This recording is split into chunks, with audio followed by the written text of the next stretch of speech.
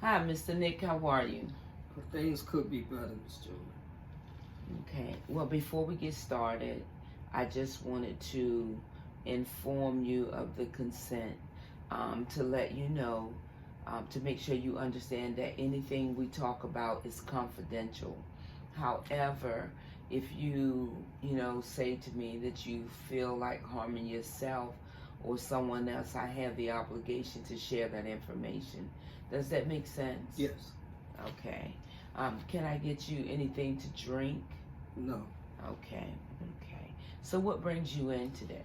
Well, my wife just died, and I'm having a severe depression and anxiety, and just missing her. I'm not sleeping as well, and I'm having a hard time dealing with the children and their homework and helping them and doing things like I usually do with them. Mr. Nick, I'm so sorry to hear that you lost your wife. That's a really bad loss.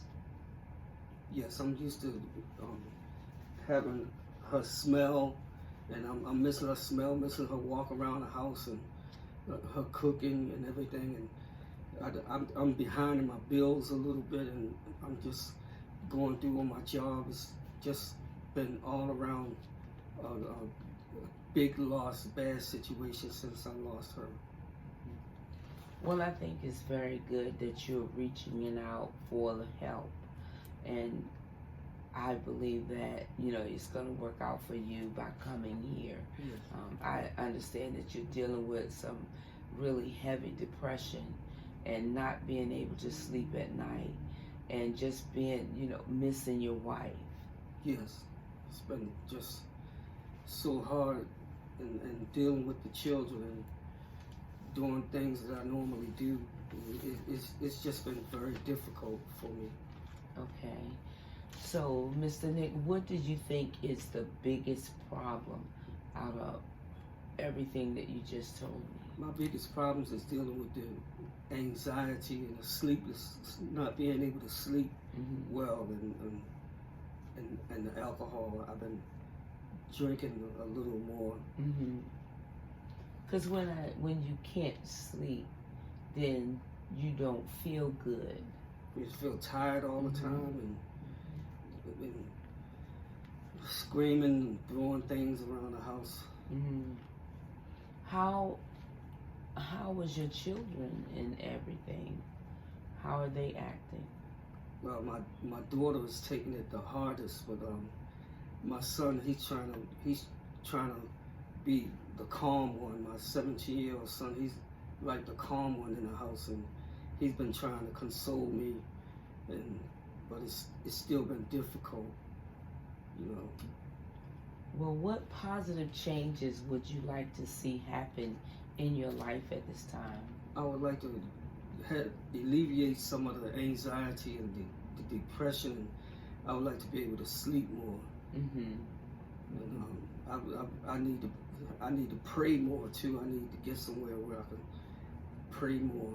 That's good. That's good. Well, in general, how would you rate your moods right now? Well, my mood has been, been all over the place. Just missing her, being there, missing her smile, and thinking that she's gonna walk through the door any time.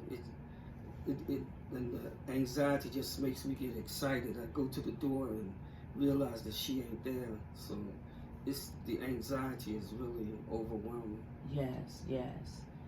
That's really, really hard to deal with. Yes.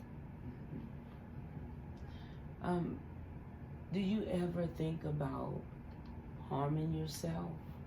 No. Okay. No thoughts of suicide, anything like that? No. Been very depressed, but I haven't thought about hurting myself or anything. Well, there is a goal that we have set up for you, which is for you and your family. Yeah. We've put a plan together for you, and we have you going to Harbell Community Center 3 times a week for 6 to 8 weeks. Is that something you think you would like to do? Yes. Okay. And we also have you and the children to go to the YMCA on 33rd Street 2 times a week. Does that work? Yes, that'll work. Okay. And also spending an hour with the children, just to take some time with them, to talk to them, to see how they felt, give them an opportunity to talk about their mom and how they felt about her and, how they missed her. Yes. What do you think about that? Good. That's a good plan. Okay, and one more. You mentioned that you would like to pray more. Yeah. We recommend you going to Parkville Baptist Church on Moyer Avenue once a week on Sundays at 11 a.m. That's fine. That gives you the chance to, pray like you request. You prefer to pray, you want to pray more. So this will open that door for you to do just that. Yes. And that works for you. Yes, that's fine.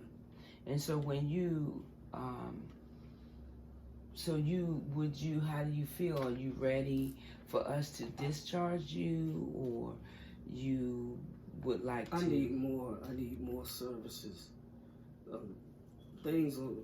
Those things help, but I need more of it. The more, the merrier. Okay. If I'll be with the more counseling and the meditation that they provide. So you saying that you feel better if you continue to stay, you're not ready for discharge or anything like that? No, not at this time. Well, Mr. Nick, I think that's really good. That's a great idea, that you choosing to just stay with the program and you're really not ready to be discharged right now. So what we'll do is set something up for you and to follow up with you between 4 to 6 weeks to see how things are continuing to work out for you. Okay, that's fine. Okay, thank you so much, Mr. Nick. And again, we will be calling you to make sure that you have an appointment within 4 to 6 weeks, and we'll see how things are going. Okay, thank you. Thank you. Have a great day. You too. I want to say the things that I've learned on this case is that it's very important for counselors to make sure they assess the file. It's very important to know what's going on, what's happening, and you also want to make sure you're managing the case correctly. So these are some things that I learned about. I also learned that it's very important to build a rapport with the client, to make sure the client trusts you. They can, trust your word, because they already coming to you, not trusting the people that are around them, but this is their opportunity to trust you. And also, I've learned that, showing them apathy, make sure you let them know that you understand what their crisis and what they're going through. You want to make sure you have the whatever they need. Maybe they need some finance. You want to make sure you can direct them to the correct company for finance. You want to make sure you correct them to maybe get food or housing or shelter for the children or whatever. We as counselors, I've learned that it's very important that we do that. And it's very important to continue the education, because things are always changing in this field. And being a social worker or a counselor, there's always information that you have to keep up with and learn and know about. You also have to follow up on the case. Follow up is very important. You got to follow up sometime with the medical centers, any type of even churches, even places like the YMCA, you know, they want to know, you might want to follow up on those things just to see how they coming along, how they interact with other people and things of that nature. But that is what I've learned in this course. And it's been a great course, very educational. The information is very good, and I do plan on using it in the future. Thank you.